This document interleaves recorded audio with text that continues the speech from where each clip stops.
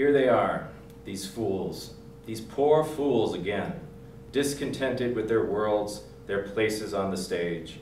Once again, they'll sit, and I'll need to listen. I am their audience as they continue to play out their lives and work through their gross flaws. Welcome to the Shakespeare Victims Support Group. When Rosaline stole my heart, she encased it for a while. With each of her blinks, my heart beat. I followed her aimlessly like a stray dog in search of scraps of love. Yet, with a whoosh, I met the gorgeous orbs of Juliet. Rosaline, I no longer knew her. Juliet, so pale and beautiful. Juliet, perfection in the fading sunlight with an angel's soft touch. Shakespeare sent Cupid's arrow straight towards my heart. He knew it would stab through and puncture it until I bled out. He knew my heart longed to love. He made me live solely for love. First for Rosaline, then for Juliet. He made the love transient. He made it strong, but short-lived. Love for Rosaline eclipsed by love for Juliet. Then, shrouded in lust, he left me to die. For how can a man survive without love? Shakespeare decided to show how a man dies from it. Oh, I pray that all-powerful Creator will remove this sour seed from my core. The first time I saw Demetrius, my eyes were greeted with life's greatest pleasure. Love sees, not with the eyes, but with the mind. Therefore, is winged Cupid painted blind?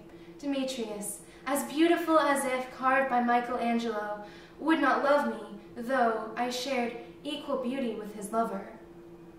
I loved him deeply, thoroughly, jealousy spying on the romance he granted to another woman.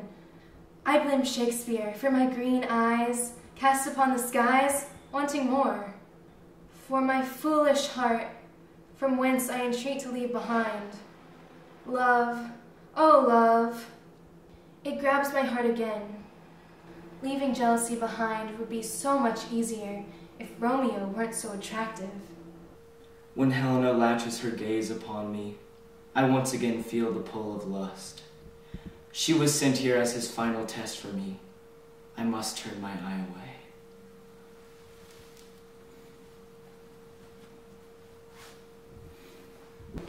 I will admit that my pride delayed my relationship with Beatrice, for Shakespeare knew fear of rejection would stall me from my happiness. But now, separated from Beatrice, my love, I must not let her get in the way of my return to the trenches of romance. I must flatter Helena, shroud her in compliments, not believe her fondness until I have won her. Oh, dear Helena, I shall write a poem to you now. You will not be able to resist my graceful prose, no doubt. What a beauty you are. I only see you. I love the curve of your ear, the thickness of your thumb, and the circumference of your wrist. Will you dine with me tonight? What genius, right? Who would not dine with me after hearing this music? Surely she will surmise my identity and marry me by the morning.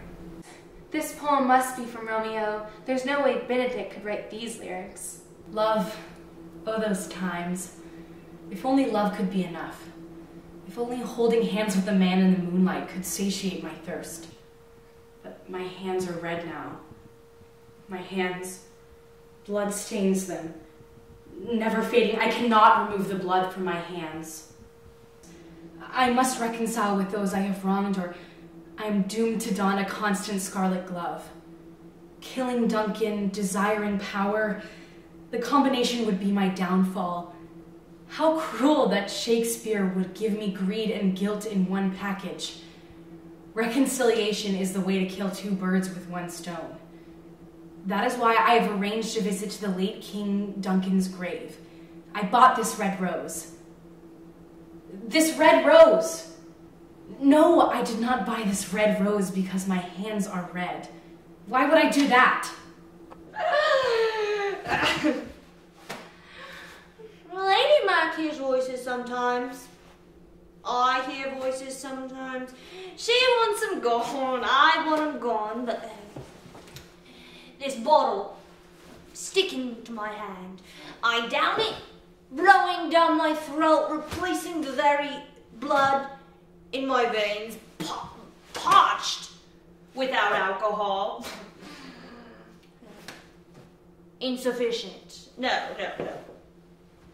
This addiction he hath brought upon my brain, I cannot tell left from right, I cannot remember the amount of change I owe Shylock.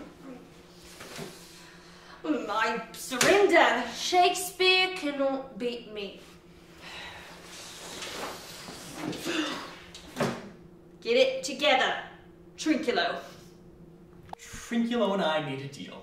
I've been fooled again, just like before. I agreed on a pound of flesh, and did I receive it? No! Instead, they stole my daughter, my property, my money. They forced me to convert, stripped me of my Jewish faith after years of persecution.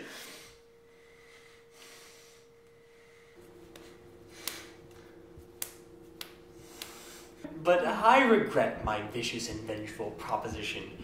In order to win this battle with rage, I must control my aggression. Anyways, if I wanted a pound of flesh so badly, I could have shaved it off of Falstaff's chub. My heavy limbs scream at the thought of lifting my legs off the cushion, but I must disprove the comments of Shylock. I'm ready to run off this pound of flesh. I'm ready to have this flaw removed. I even bought running shoes. Though my desires for Romeo are apparently unrequited, I shall not cast my eyes about in a plot to avenge my broken heart. No, I shall go to Benedick, that proud fool who loves me also, now that he has cast his heart upon the floor. Yes, for once I have met my equal in that passionate Helena. She was not running away to play hard to get. No, she was genuinely turned off by me. But now, once I bravely pronounced my love, free of fear of losing Helena, I was able to convince her to love me. These are my boxing gloves. Henceforth I shall battle my rage with the fuel of athleticism. I was already banned from competing at the YMCA and JCC, but I expect my application to go through to compete in WWE because I have attended anger management lessons now. We're all moving on with our lives, making new plans, finding a new start here. The process truly has helped us all.